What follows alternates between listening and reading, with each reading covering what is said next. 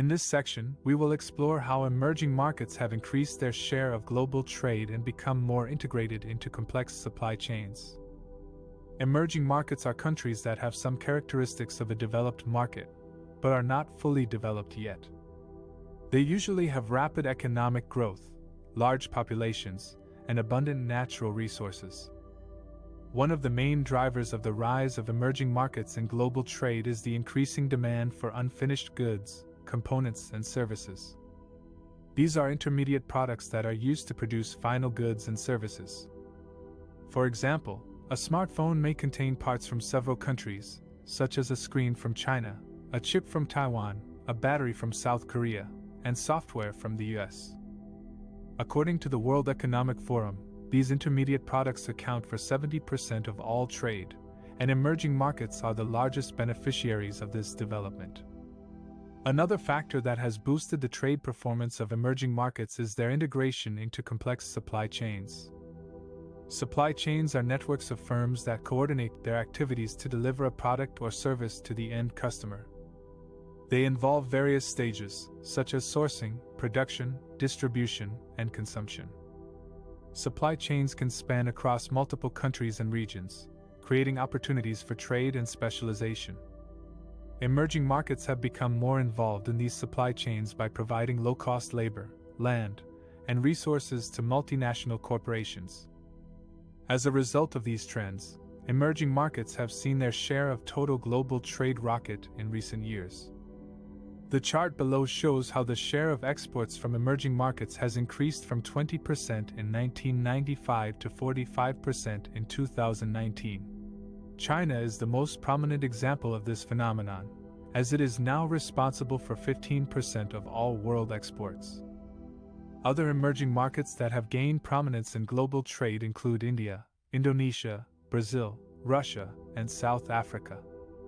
The share of exports from emerging markets has increased over time. Image: OECD. The rise of emerging markets in global trade has significant implications for the world economy. It means that more people have access to goods and services that can improve their living standards and well-being.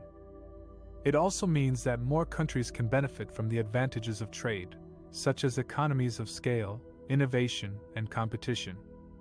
However, it also poses some challenges, such as environmental sustainability, social inequality, and geopolitical tensions.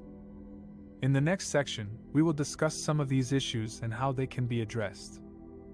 Automation and digitalization are transforming the labor markets and productivity of emerging and advanced economies in various ways. On one hand, they can boost productivity by enabling workers to perform tasks faster, more accurately, and more creatively with the help of machines. They can also lower the costs and prices of goods and services, which can increase consumer demand and create new jobs in different sectors. On the other hand, they can also displace workers who are directly replaced by machines or who have to compete with them for wages. This can lead to labor market inequality, as some workers benefit from higher skills and earnings, while others face lower wages or unemployment. Moreover, automation and digitalization can change the nature and quality of work, as workers may have to adapt to new tasks, skills, and work arrangements. According to a report by the International Monetary Fund, the COVID-19 pandemic has accelerated the adoption of automation and digitalization technologies in many countries, as businesses have sought to cope with lockdowns, social distancing, and changing consumer preferences. For example, online shopping, teleworking, e-learning, and telemedicine have become more prevalent during the crisis. The report also suggests that these changes are likely to persist after the pandemic, as businesses and consumers may prefer to continue using these technologies for convenience and efficiency. However, the impact of automation and digitalization on productivity is not straightforward.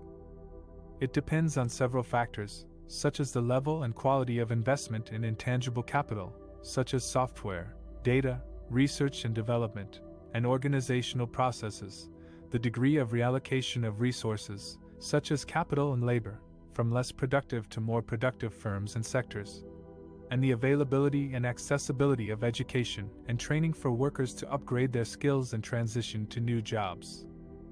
The report argues that policy action is needed to support these factors and ensure that automation and digitalization lead to higher productivity growth and more inclusive outcomes.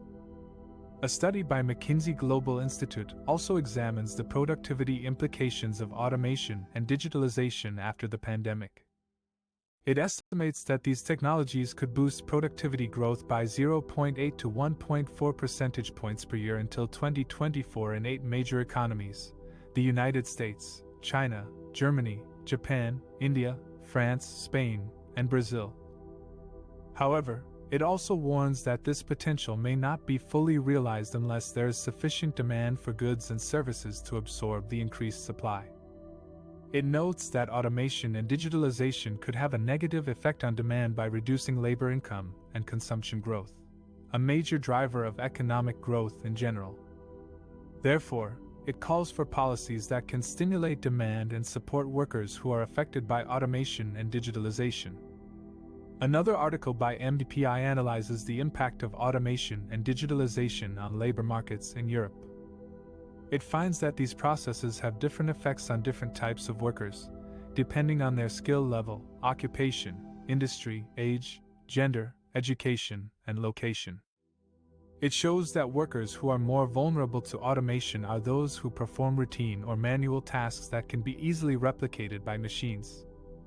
These workers tend to have lower levels of education and skills, and are more likely to be young or old, female, or migrant. On the contrary, workers who are more resilient to automation are those who perform non-routine or cognitive tasks that require human creativity, judgment, or interaction. These workers tend to have higher levels of education and skills, and are more likely to be middle-aged or male. The article also discusses the implications of automation and digitalization for labor market policies in Europe. It argues that these policies should aim at enhancing the employability of workers by providing them with lifelong learning opportunities, career guidance, counseling, coaching, mentoring, and job placement services. It also suggests that these policies should foster social protection for workers by ensuring adequate income support, health care coverage, pension benefits, unemployment insurance, and social assistance. Finally, it recommends that these policies should promote social dialogue among employers, workers' representatives, and governments to address the challenges and opportunities of automation and digitalization in a fair and inclusive way.